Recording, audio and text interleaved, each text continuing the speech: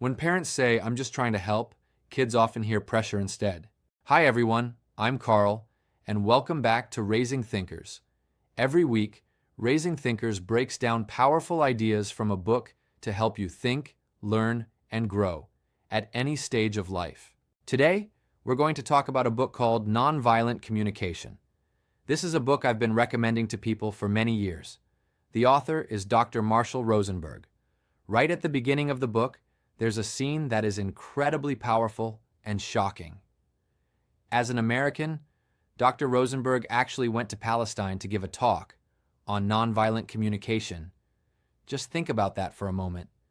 Most Americans wouldn't dare go there because it can literally be life-threatening. While he was speaking, he started to hear whispering in the audience. People were talking quietly to each other, exchanging looks. His translator came over to him and said, "Doctor, you really should leave. Now." Why? Because the people in the audience had realized he was American. They were talking about it. After a while, people in the crowd began shouting. They yelled things like, "Executioner! You baby killers! You murderers!" They cursed at him and told him to get out. The translator told him again, "You really need to leave. These people have guns. If you don't go, they might shoot you. This is extremely dangerous." But Dr. Rosenberg didn't leave. He stayed on the stage and began practicing nonviolent communication with the people below. He used the principles of nonviolent communication to speak with these furious, enraged Palestinians. And the result? By the end of the workshop, they actually invited him to their homes as a guest.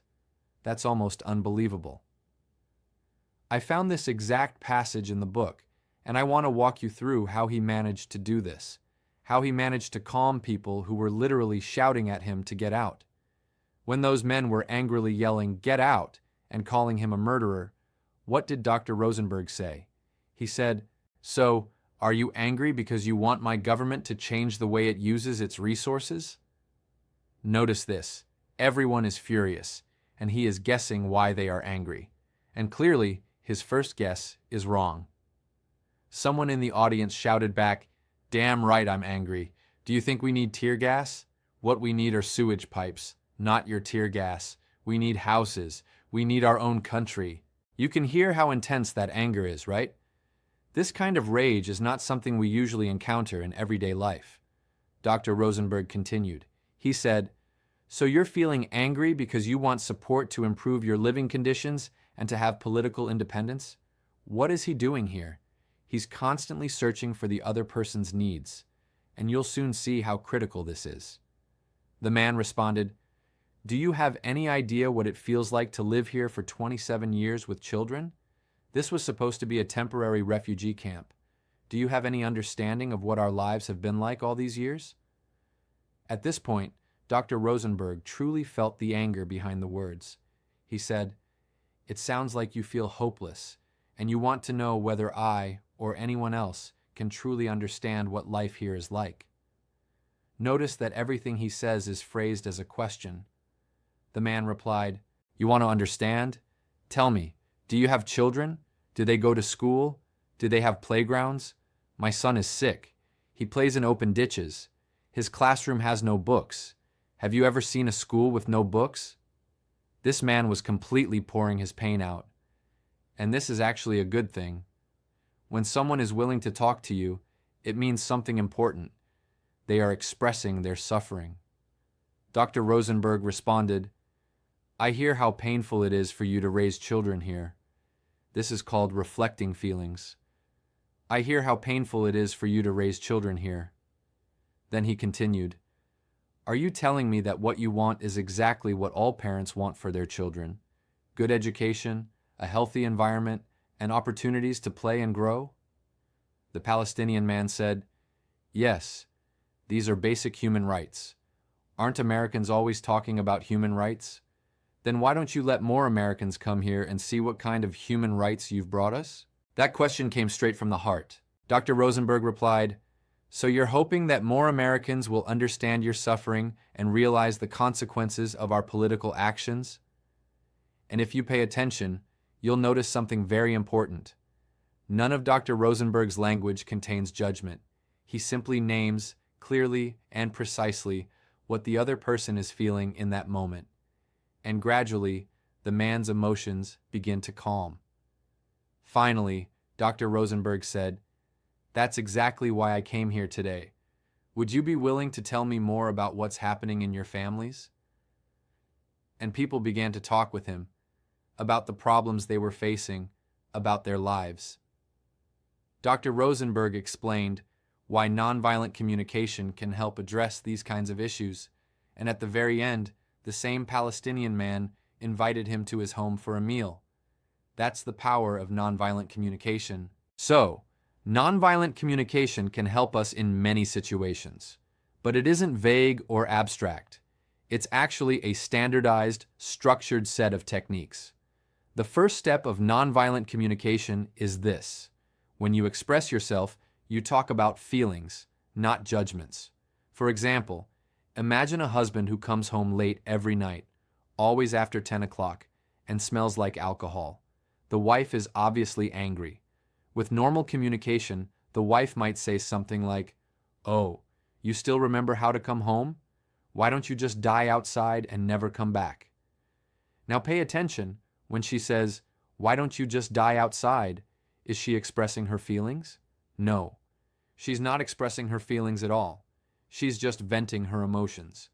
The core idea of nonviolent communication is this. Whenever someone feels emotionally hurt, whether it's you or the other person, it's because some need has not been met. So the most important thing is not to vent emotions, but to find the unmet need. Emotions are a dangerous double-edged sword. When you say something emotional, it can feel great in the moment, very satisfying. Why don't you just die outside? But that same blade cuts you too. You say that to your husband, and your husband might think, "Yeah, why don't I die outside? Why should I die at home?" And a few days later, he stops coming home altogether.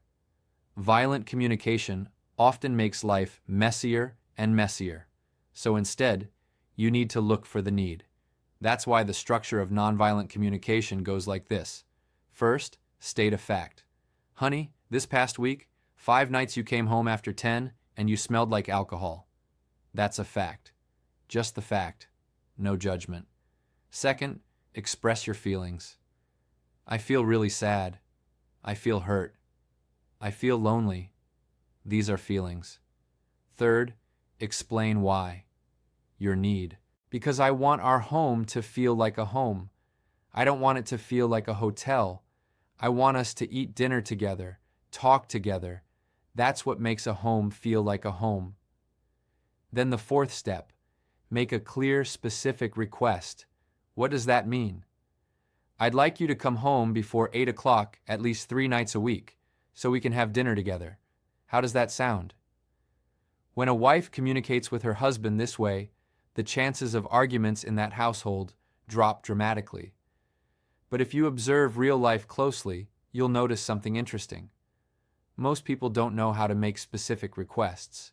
A lot of people, especially women, say things like, "You should treat me better."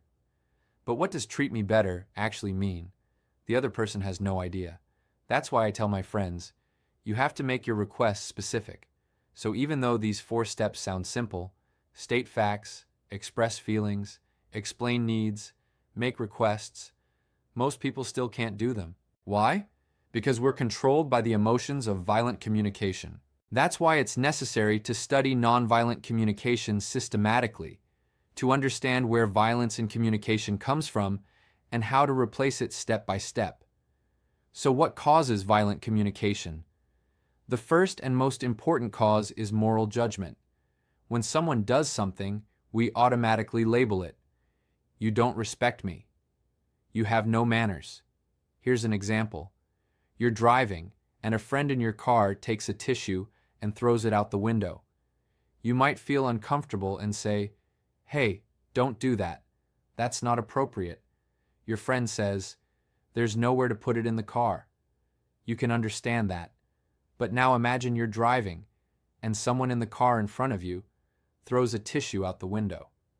You probably think, "What a piece of trash." Would you say that about your friend? Probably not, but you'd easily say it about a stranger. Why? Because with people we don't know or understand, we give moral judgments very easily. And even with people we know well, when things become sensitive, we still do the same thing. You never respect me. You never care about me. You're always bullying me. You're such a rude person. These kinds of statements are the biggest sources of violent communication. Once we start communicating through moral judgment, it is violent communication, no question about it. The second source of violent communication is comparison. Look at how others do it. Why can't you be like so-and-so? Comparison deeply hurts people. That's why you'll often notice, the more you compare a child to others, the more rebellious that child becomes. The child thinks, then go be with them. If they're so great, why don't you love them instead of me? So comparison is another major source of violent communication because humans are naturally inclined to compare. The third source of violent communication, what does avoiding responsibility mean? For example, during the Holocaust, when Germans shot Jewish people, many of them would say, I couldn't help it, it was my superior's order.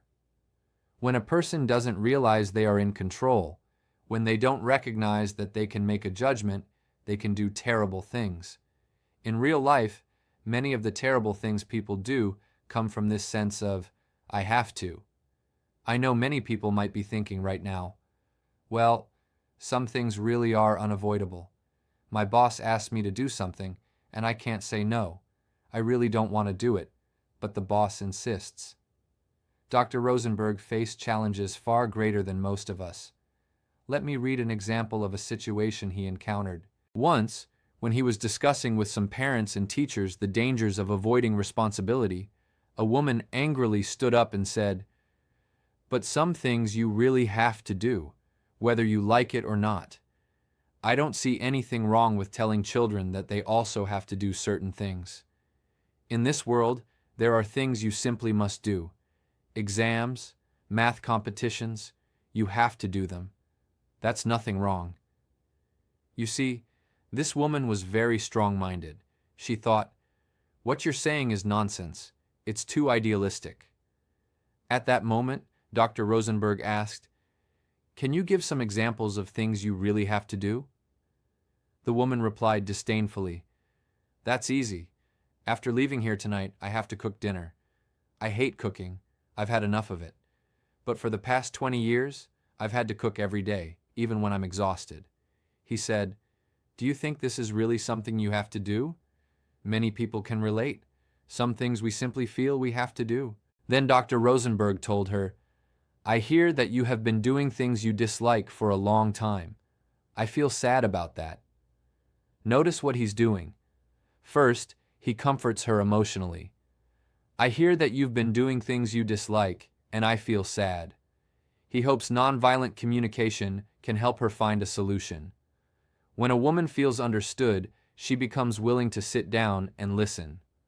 After she started listening and learning nonviolent communication, at the end of the workshop, she went home and told her family, I don't want to cook anymore. 3 weeks later, her 2 sons attended a workshop, which gave us insight into how they viewed their mother's decision. The older son said, Marshall, that is, Dr. Rosenberg, thank God, maybe now she won't complain at dinner anymore. What does that mean? The impact of her not cooking was actually less harmful to the children than her complaining at the table. When we act as if we are suffering and pile food on the table, while grumbling, that emotional violence affects the children more. They would rather she not cook at all. So if you really don't want to cook, as an independent person, you can say so. If you don't want to work overtime, you can say so. Some people worry, if I say it, I'll lose my job. Then you face a choice. Dr. Rosenberg encouraged people to try changing I have to into I choose to. When you say, I choose, your mindset changes immediately. For example, I don't like working overtime, but if I don't, I can't take responsibility. So I choose to take responsibility. your negative emotions decrease significantly. Whereas if you constantly feel, I have to do this, it makes me angry, you only increase your suffering.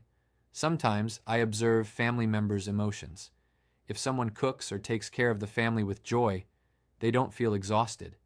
The most tiring thing is doing it while irritated, thinking, why do so many people need me? If you feel love inside and you think, great, so many people need me, the feeling is completely different. Sometimes we can't choose the task, but we can always choose our attitude toward it. When you have a have to mindset, you may feel that even hurting someone is something you have to do. I have to hurt you because it's required.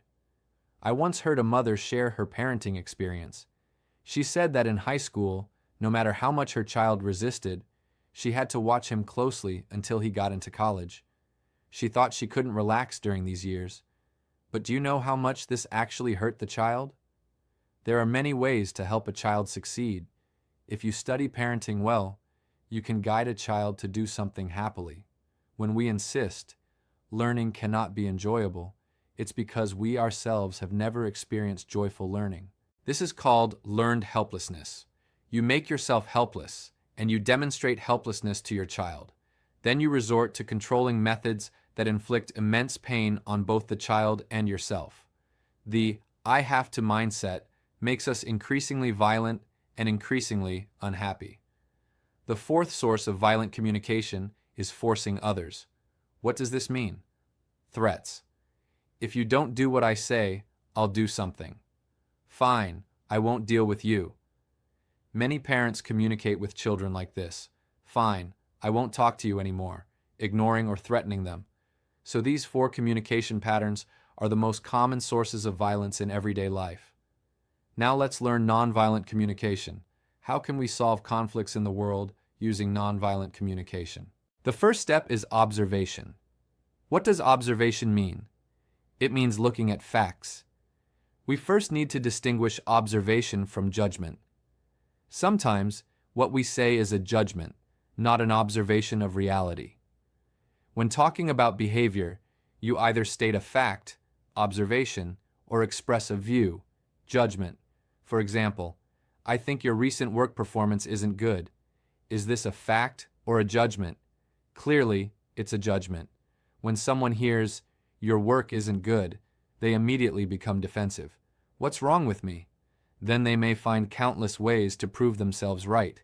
Even, you've been late frequently seems factual, but it's still a judgment. What does frequently mean? I was only late 3 times this week. Another person was late 4 times. Why not mention them? The person may think 3 times isn't frequent. So what is a fact? Mike, I checked the attendance records. You were late 3 times last week. That's a fact. Did I say Mike is bad? Did I say he doesn't work hard? No. Maybe he was late for important reasons. You don't know. So here, just stating, you were late 3 times is presenting a fact. This is observation. First, you must learn to distinguish observation from judgment. When you do, the other person is more likely to accept your words. This is the first step of nonviolent communication. Distinguish observation from judgment, fact from opinion. This is hard, but crucial. Facts are the least likely to trigger resistance. So step 1 is to learn to distinguish observation from judgment. The second step is to recognize and express feelings. Why do we often avoid expressing feelings? Many of us suppress our emotions because from childhood, our feelings were often ignored. When you fell down, your mother might say, "Get up, it's not that painful." When you cried in sadness or frustration, your mother said, "It's nothing to cry over." Adults often hide emotions, thinking that boys crying is shameful. If a person doesn't know how to care for or express their emotions, they may either suppress them until illness arises or erupt in violent anger, hurting others. These emotions accumulate over life, but venting emotions isn't the solution. You must take care of your feelings. What does this mean? For example, if someone is very angry, ask them, "Why are you angry?" If they respond, "I think he's bullying me," that's not a feeling. It's a judgment. You must express your actual feeling. I feel very angry. That's a feeling. Other feelings include sadness, sorrow, pain, loneliness, panic, happiness, joy. When you can express your feelings, you can communicate your true thoughts. For example, husband, you've been coming home after 10 nights this week. I feel sad or I feel lonely. That's a feeling, not a judgment. If you say, you never take care of the family, you treat our home like a hotel, that's judgment and causes harm. But when you say, I feel sad, the other person is more likely to empathize. Once we have our feelings identified, the third step is to find the root of those feelings. What is the root of feelings? Well, when we face something unpleasant or someone hurts us, we usually have 4 ways to react. The first way is to blame ourselves, to feel guilty, thinking, it's all my fault. The second way is to blame others, saying, why should I feel guilty? It's their fault. If it weren't for them, I wouldn't be like this. The third way is to tune into our own feelings and needs. We ask ourselves, what do I really want? What do I need right now? The fourth way is to tune into the other person's feelings and needs. Can you see the difference? Which of these 4 is more helpful for nonviolent communication? Obviously, the first 2, blaming yourself or blaming others, only create violent emotions. They make our communication aggressive. The last 2, tuning into our feelings and needs, help us communicate without attacking. For example, if you feel lonely, ask yourself, what need of mine is not being met? Maybe you need your spouse to come home earlier. That's your need. So here, you need to learn to express your need, not to blame. Saying, you'd better not come home late is blaming. Saying, you don't care about me is blaming. Both of these have nothing to do with the real need. Instead, you can say, I hope you can come home early 3 days a week. That's expressing your need clearly. Why is this so hard for most people? That's what I often study. People like Dr. Rosenberg can do this naturally, almost effortlessly. But for ordinary people, it's difficult. And the reason is simple. It's hard for us to manage our emotions. Dr. Rosenberg compassionately explains that everyone goes through 3 stages of emotional growth. The first stage is called slave to emotions. I've seen people well into their 50s or 60s, and they are still emotional slaves. They always feel forced. I have to do so much. I have to be nice to everyone. They keep taking advantage of me. It's so oppressive. People in this stage feel they are always sacrificing, and even when they retire, they still feel oppressed, thinking, I've suffered so much for others. The second stage is called revolting stage, or sometimes unpleasant to others. What does that mean? It's none of my business. I don't care. Don't talk to me about it. I'm not listening. They learn to say, I reject this responsibility. It's not my job. I'll live my life the way I want. People in this stage may offend many others. The third stage is called master of life. When you reach this stage, you naturally become the master of your emotions. You can help others freely because it comes from love, not from fear, guilt, or shame. You realize that while you are fully responsible for your own intentions, feelings, and actions, you cannot be responsible for others. You also realize that people are interdependent. Harming others will never truly benefit you. Nonviolent communication helps us express ourselves while caring for others. Nonviolent communication is not about suppressing anger, bottling things up, or always being good for others. No. You can express anger clearly, solve problems effectively, and still not hurt anyone with your words. Hurting others does not solve anything. It only makes your life messier. You may just feel a momentary relief, but that's it. You might become an unpleasant person, a slave to your emotions, or try to make others emotional slaves too. Let's review. The first step is observation, stating the facts. The second step is recognizing feelings, saying how you feel. I feel sad, hurt, angry, or happy. The third step is identifying the needs behind the feelings. What do I want? What need of mine is unmet? For example, the Palestinian man said he was angry. What he was really saying is, I want people to pay attention to what's happening here. I want them to understand that I'm paying attention to their needs. One of the most important lessons I got from this book is, whenever someone is angry, it's always because a need of theirs is not being met.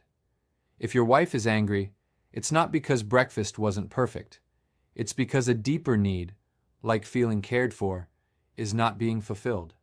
That's why the third step is to find the root of your feelings, your unmet needs. The fourth step is requesting help. What does requesting help mean? It means saying what you want, not what you don't want. For example, a wife complains her husband works too much. She says, "Don't work overtime, you're always working. Don't you care about this family?" She expresses only what she doesn't want. What happened? He stopped working overtime, but he started taking a golf class instead. She said, "What? I said don't work overtime?" Why? Because she didn't say what she actually wanted. She didn't express her need. In life, many people love to say what they don't want. Don't do this, don't do that. But they don't say what they do want. From this golf example, we learn, always state clearly what you want. The more specific, the better. Also, when talking, you must clarify the purpose of the conversation. Have you ever been called into your boss's office and left half an hour later completely confused, not knowing what the conversation was about? The boss thinks, I just spoke subtly, indirectly. It's an art. But you didn't understand a word. That's why stating your purpose clearly is so important. When you make a request, be clear and specific. Ask for feedback. Remember, it's a request, not a command. For example, I hope we can have dinner together twice a week, and you can bring me flowers once a week. Clear, specific, doable. You should be nicer to me. Command, vague. If we don't learn to request help, life can be very lonely. During this process, the other person might not know nonviolent communication. That's okay. They might express anger, like shouting, yelling, or venting. That's normal. What we need is full, attentive listening. Don't interrupt. Don't expect them to stop. Just listen. There's a really important part here about what gets in the way of listening. For example, saying, I think you should. That's not listening. That's interrupting. Then there's comparing. That's nothing compared to what happened to me. Then there's preaching or giving advice. If you do this, you'll get great benefits. Then there's comforting. It's not your fault. You did your best. Then there's reminiscing. This reminds me of. Then there's denying. Cheer up. Don't be so sad. It's not that bad. Then there's sympathy. Oh, poor thing. Then there's asking questions. When did this start? Then there's debating. I meant to call you earlier, but last night. Then there's excusing or defending yourself. And finally, correcting. That's not what really happened. Now, do these things help? Well, yes, they can be useful in conversation, but none of them help you truly understand the other person's situation. In fact, they usually make the other person more frustrated or upset. So, when someone is upset, what they really need is for you to tune into their feelings. Say something like, I understand. You're really upset. I know you're worried because your child isn't getting a good education. As a parent, I can feel that too. This is called reflecting emotions. When you can accurately describe what someone is feeling right at that moment, their emotions improve immediately and they'll nod in agreement. Here's a little story from my own life. One evening, my daughter carefully prepared her lunchbox for school the next day. In the morning, I accidentally gave it to my son. She was so upset and angry because she had put so much effort into it. I said to her, You spent a long time preparing this lunchbox, even wrote notes explaining how to use it, and I didn't handle it properly, giving it to your brother. You must feel that all your effort was wasted, and that makes you angry and sad, feeling that I didn't care about your work. Is that right? She thought for a moment and said, Yes, Then she started to cry. She cried for a little while, letting out her emotions instead of silently stewing. After a bit, she felt better. Later, she said, "I guess it was hard for Dad to prepare lunch for us in the morning too, so I'm not as mad anymore." See? Because I acknowledged her feelings, she could release the anger. I might have made a mistake, but I recognized her feelings. That's reflecting emotions, stating accurately what the other person is feeling. This is the most important tool. Without it, even if you master the first 4 steps of nonviolent communication, you can only express yourself. The moment the other person reacts, if you get angry again, you're back in conflict. That's why full, attentive listening is so important. Here's a very interesting case. Dr. Rosenberg used to provide psychological guidance to prisoners, teaching them nonviolent communication. One day, a prisoner named John was extremely angry. He said, "I'm so mad." Dr. Rosenberg asked, "Why?" John said, "I asked them to join the training, and no one responded." Rosenberg said, "Wait, when you say you're mad because of them, pause for a moment. Ask yourself, what is actually making you angry?" John said, "I haven't really asked myself that." Rosenberg said, "Okay, now pause and really feel your own thoughts and emotions." John said, "I tell myself they don't respect anyone. They are cold and heartless. They only care about themselves. They're jerks." The prison guards hadn't allowed him to join the training, so John was angry and hated them. Rosenberg said, "Okay, thanks. That's enough. Now, do you understand why you're angry? Is it because of these thoughts?" John said, "Yeah, isn't that why? What's wrong with that?" Rosenberg said, "I'm not saying your thoughts are wrong or that you shouldn't feel they're cold, heartless, or selfish, but these thoughts make you angry. Now think, what do you need at this moment?" Rosenberg helped bring John's anger back to his needs. John was silent for a long time, then said, "I need them to let me join the training. If I can't go, I might commit crimes again after getting out." Rosenberg asked, "Now, focusing on your need, how do you feel?" John said, "Scared. I'm scared." Rosenberg said, "Now imagine you're the prison officer and I'm the prisoner. If I see you as cold and heartless, even if I don't verbally accuse you, that attitude shows in my eyes. But if I tell you, I really need this training. If I don't get it, I worry I'll end up back in prison. Which approach is more likely to get my need met? Blaming you or expressing my feelings and needs?" John thought for a long time, staring at the wall, and finally said, "I can't say it." A few days later, John came back to Rosenberg and said, "If someone had told me this back then, I wouldn't have killed my best friend." John was a murderer. He had killed his best friend because he couldn't manage his anger. But if someone had told him, "You just need to express your needs and feelings, not blame others constantly," he might have acted differently. Remember, blaming others makes us think others are the cause of our pain, but as we learned, pain actually comes from unmet needs. So focus on needs, not emotions. That's how you express anger. Finally, there's expressing gratitude, which I emphasize a lot.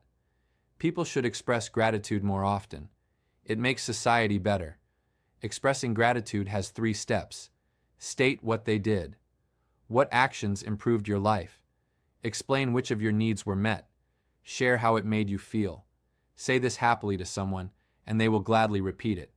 This is called secondary feedback. Praise plus reason. People naturally want to make others like them.